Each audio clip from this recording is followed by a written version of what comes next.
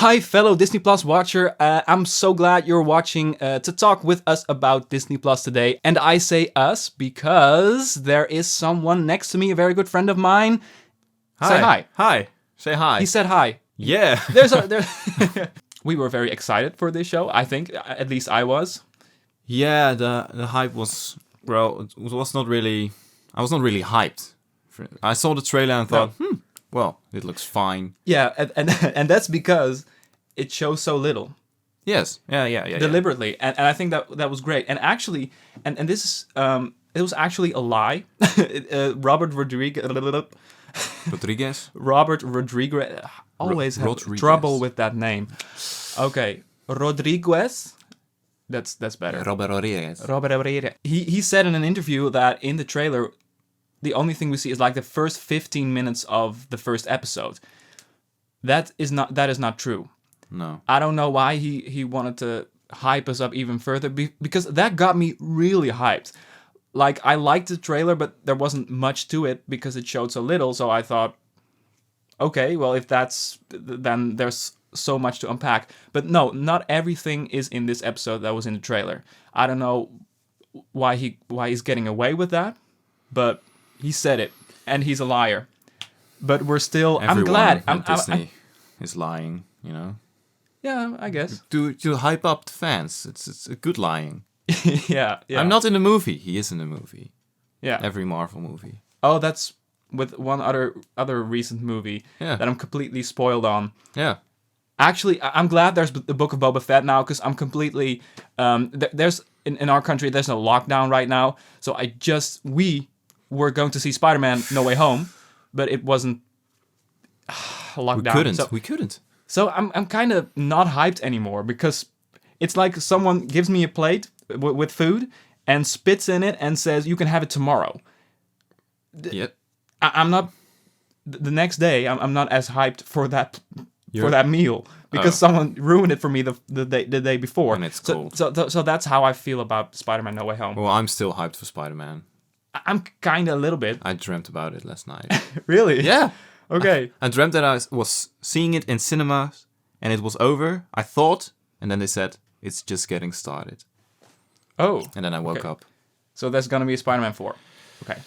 No, it was the same movie. It was like the two trailers I saw. I was seeing that in the dream. Like the exact trailers? Well, you saw the part with Doctor Strange and a part with, well, what you saw in the second trailer with mostly focusing on the villains. Okay. It seems like two different movies if you put the trailers next to each other. But okay. But Book of Boba Fett. Yeah. Are we talking spoilers? Let's do that. Yeah? Because Okay. otherwise we're going to be stressed out. He's gonna die. I'll put a spoiler warning right in the title of the video, Okay. so they already have been warned. So the episode is actually two stories running simultaneously. Yes. And that was an interesting choice. I didn't really expect that, but they kind of, now that I think about it, they hinted at it. They have hinted at it. Yeah, but it seems like the logical choice to include the Sarlacc. Yeah, and I was actually, I don't know, maybe I was disillusioned, or I don't know why I didn't believe that, but I actually thought, no, this is kind of a series where they wanted to move on. They want to make him the crime lord, and I want to get to his as fast as possible. Yeah. But that's not what happens. They really focused in on the Sarlacc and how he survived, what kind of things he has to do to, you know, he's just a guy who he needs water. He needs, and he's running to this Tusken Raider group. Yeah. What was kind of funny because there were different kind of Tusken Raiders, right? They had like black cloaks instead of sandy cloaks. Yeah. They look more like the Enfys Nest characters in Solo. Yeah. Instead of the normal Tusken Raiders. They were like a little bit cooler. They were like a mix of Tusken Raiders like and the Knights of Ren / Enfys Nest. More. Okay, good catch. Yeah. Yeah, present. Good catch. I there was one Boba had to fight. Like he almost escaped, and then they had a little run-in with each other. They had to fight, and that Tusken Raider was kind of like a Rastafari Tusken. Yeah, was it something like that? African influenced type deal. It looked cool. I don't really know what was the inspiration behind it, but there was a lot there that was inspired. There was a lot of cultural stuff. Yeah. I don't know if I'm making sense, but he also didn't bleed. Did you notice? No. He got punched in the face a lot by something really sharp, and he didn't bleed. So some kind of Sarlacc magic or whatever. Maybe they're just built different. Just built different? What? Built different? Just built different. Yeah, but it looked like a knife or something that he. Well, yeah, it's Star Wars, whatever. Whatever. It's Star Wars. It's Disney. This episode was full of, especially when Boba and Fennec were. What was it? The bar with the music and Mos Vespa. No, not Mos was this Vespa. really rich lady who was rather influential. I Twi'lek, really liked Twi'lek lady. Yeah. Go on. I really liked the little the attention to detail. I feel like this is a big step up from the Mandalorian in terms of attention to the real nitty-gritty Star Wars details. Mandalorian does it well, really well, but this is like, wow, it opens up the world even more. It's like the budget is bigger. They have more room to, you know what I mean? Yeah, they grew. The bar also grew. It's not Mos Eisley anymore. Mos Eisley was a dirty piece of crap, and this Mos Vespa or whatever what it's called. Also in terms of world building, it's also felt it's like they developed more or something. This little town developed more. They have more money and less. Not less crime. That's bullshit. But no, but I really liked it. Yeah. Yeah, and the blue guy is back. Yeah. The blue guy. That put a smile on our faces. I knew you had a reaction. Yeah. I don't know his name anymore, but from Return of the Jedi. For the people who don't know, there was the little guy in the band. You're a super fan if you know the name of that creature. Yeah. This nerd heaven. Yeah. Nerd heaven. Welcome to nerd heaven.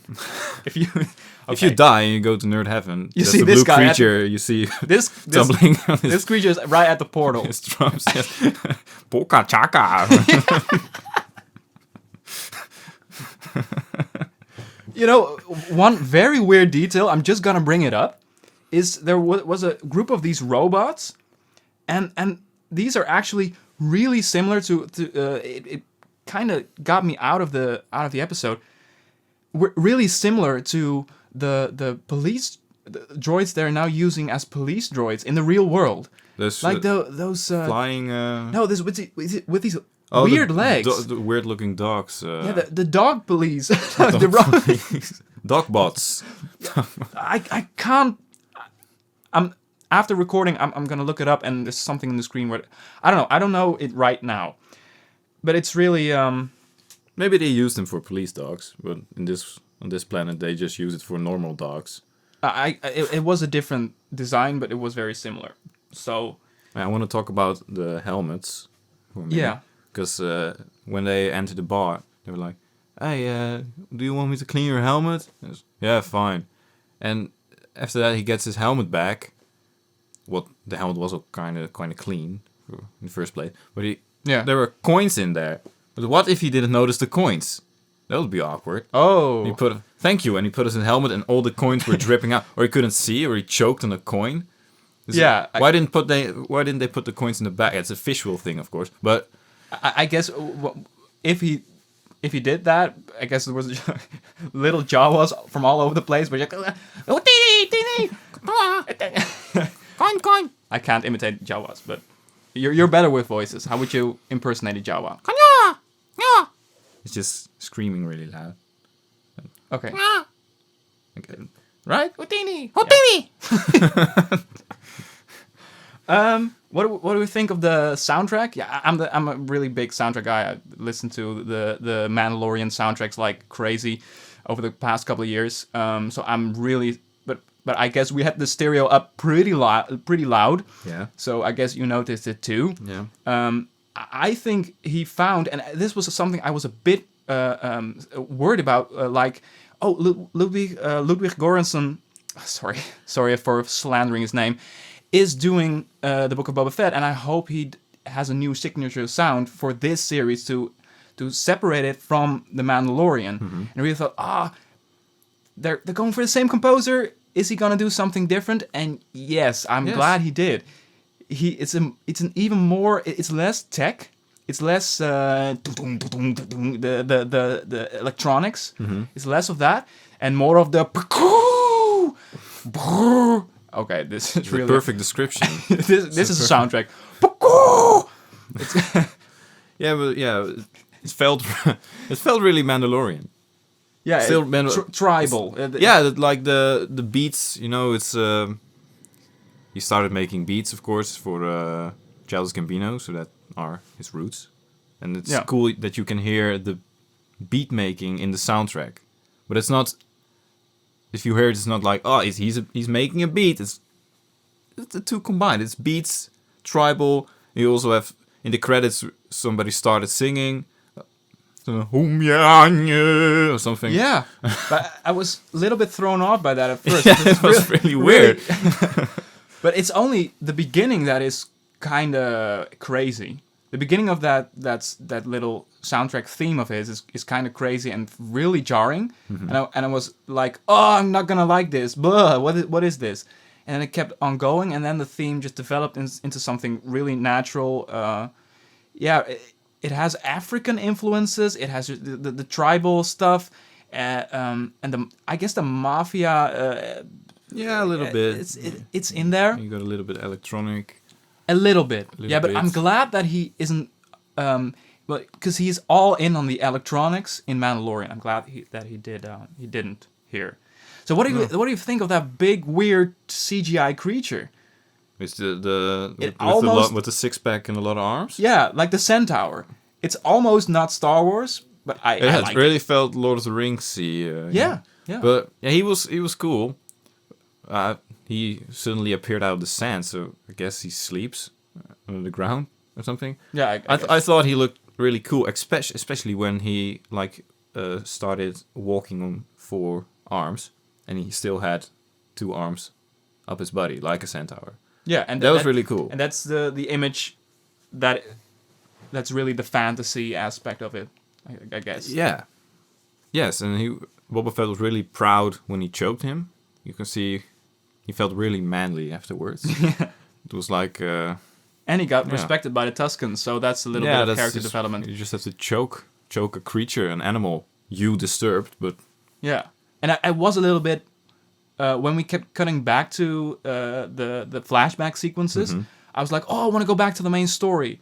So I was waiting for something to happen to justify having these flashback scenes in it, like a little bit of character development, because it was up until the ending of the episode, it was just following him. Oh, Boba's thirsty. Boba's a prisoner. Boba wants to escape. Boba doesn't escape. He doesn't make it. And I was like, okay, and then the ending happens, and he gets respected by Tuscans. So he kind of already that power shift is already happening right there. So it's kind of foreshadowing his transition from some brutal guy to really a leader. That's what I'm taking away from it. Yeah, Do you think he will? The next episode, we will still get to see the full show, the full season. Do we get every episode? Do we get flashbacks? Yes, because I watched every little TV spot there is, and it didn't show much, so we could do that. I don't know. I felt safe watching all these TV spots, and we haven't seen everything. That gang of that put with the graffiti. Oh, the Sub-Zero Mortal Kombat looking ninja guys. No. I'm talking about the flashback sequences. Oh, the flashback sequences. So they're... The double L with the graffiti. Yeah. Yeah, or something, or... Plunder Killers. Bad guys. There's more of that. There's more of them. Are those the same guys, those dog-looking guys who we saw in The Mandalorian at that village? Ooh, you know, the village with Cara Dune, the first episode with Cara Dune? The 7 Samurai. Oh no, the orc-looking, the Lord of the Rings orc guys. Like a sort of pitbull-looking. No, they're a dogs. lot. They're in the animation shows, especially Rebels. I think a lot. I might be wrong, but it's a creature we know. So I don't know. I can't explain it right now. I don't know. And it is a gang because they had a gang Yeah. sign. But there's more of them probably next episode. But I don't think we get I don't think we get flashbacks in the whole season. I think it goes on for 3 episodes. That might be my prediction. Something like that. Yeah. And then we move on. Because otherwise he has to go into his hot tub thingy every episode to dream. You know, that's the only place he dreams in is when he's sleeping in water. But is he a little bit weak? Is it like an Iron Man situation where he has to, he's got a weak spot and he has to recharge in the back to tank? Because I wasn't aware. He's kind of old. Yeah. He's an old man. And he... From the sands of Tatooine. Tatooine. I'm sorry. Well, maybe the Sarlacc fucked him up or anything. You know, Yeah, maybe he is old and maybe he's weak because he was in the desert at the Tusken Raiders. They didn't give him any food or water, and they dragged him around at a rope, and he was with his face in the sand all the time. Yeah, true. Probably a sunburn. Maybe he has a sunburn. He got burnt or something. Yeah. It's like moisturizing his skin. Ooh, fight scenes, makeup. One thing I've really missed. The Polynesian spa.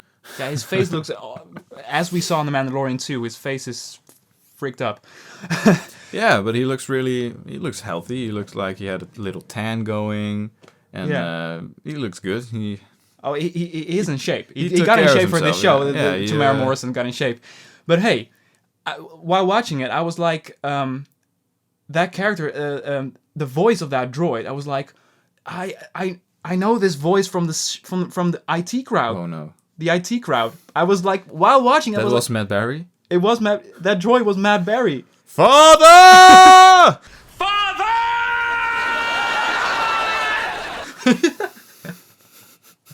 I was like, I was so disoriented because I didn't even notice. That was... I did. Matt Berry. And it's gonna be that character is gonna be in our heads like the entire show. I hope he gets in every episode. I Yeah, hope he gets a spin-off show. Yeah. Just called Matt Berry Droid. Yeah, we're gonna call him the Matt Berry droid. Matt Berry Yeah. Droid. Berry Droid. Okay. Boba Fett! Oh, okay. Luke, I'm your father!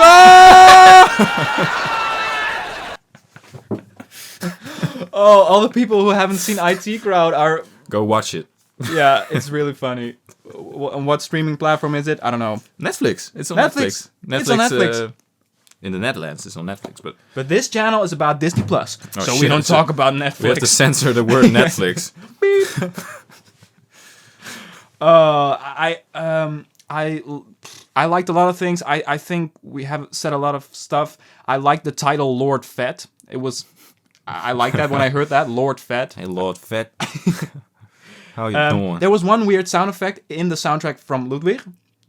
Oh. And that I recognized from a lot of YouTube videos. So it was really cheap to hear that. It was kind of a ching. And it's in, I believe it's in the Honest trailers. Yes! Yes! What the hell? Why is that in a cinematic TV series? I was really Maybe thrown he off. sampled it.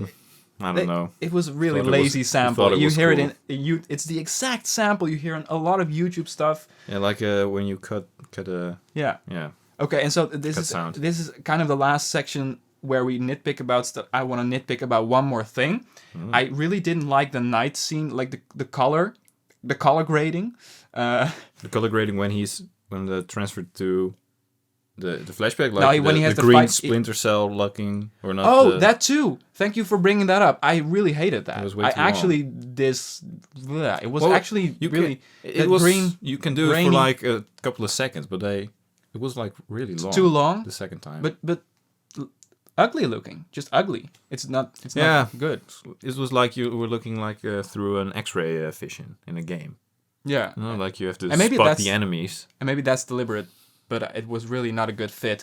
And the other nitpick I was thinking about was the night scene where Boba has a little fight with the Tusken Raider. When he escaped? And it's blue and green and purple on top of each other. It's kind of like a mushy rainbow at night kind of.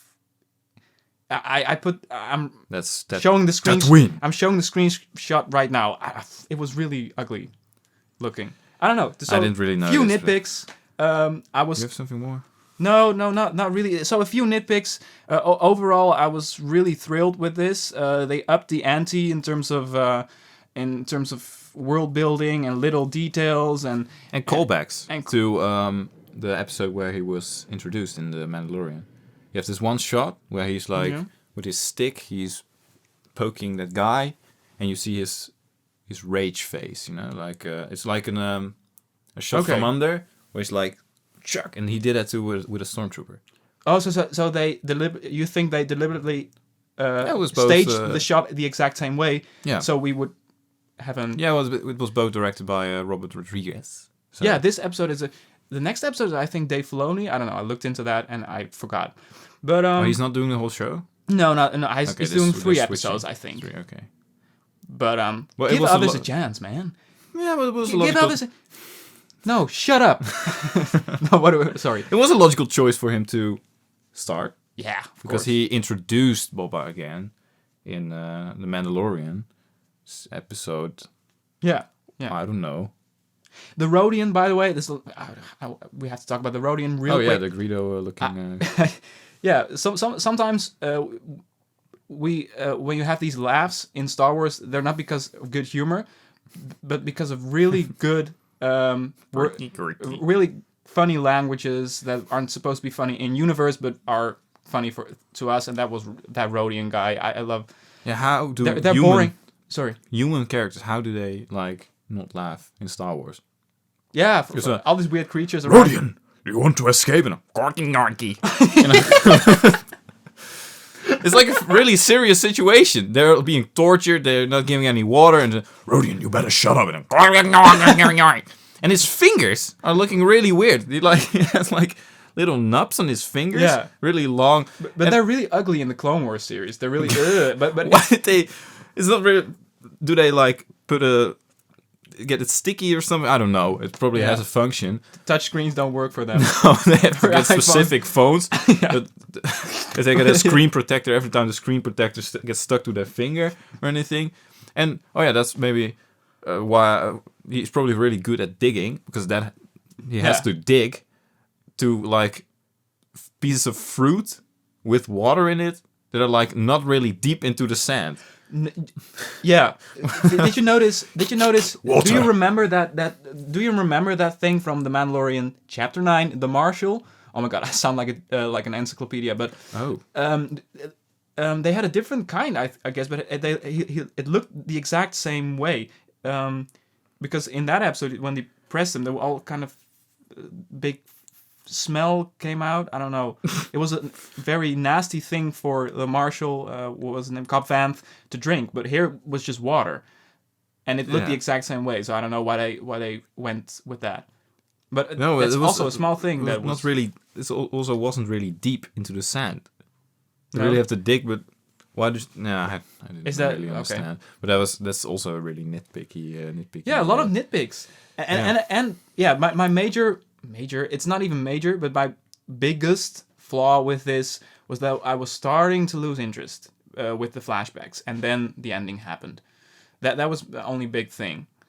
Yeah, I was kind of hoping he was being saved or anything by the character of Dengar or maybe Bosk or anything. Save that for later. I hope they come back. Oh yeah, and then what was that little carrot thing that squirted out Yes, I'm glad you bring that up. Really honey or something, or snot. That was actually my first note I wrote down. I wrote down life juice. It was really gross life juice. Yeah. If I was dying, I would not want to swallow that life juice. It was kind of It was like squirting out a little worm or anything. It was really gross. But it's Star Wars, eh? Sometimes you have to get gross or to save your life. Yeah. Oh yeah, I had one thing. He put on his helmet, and we saw the point of view out of his helmet.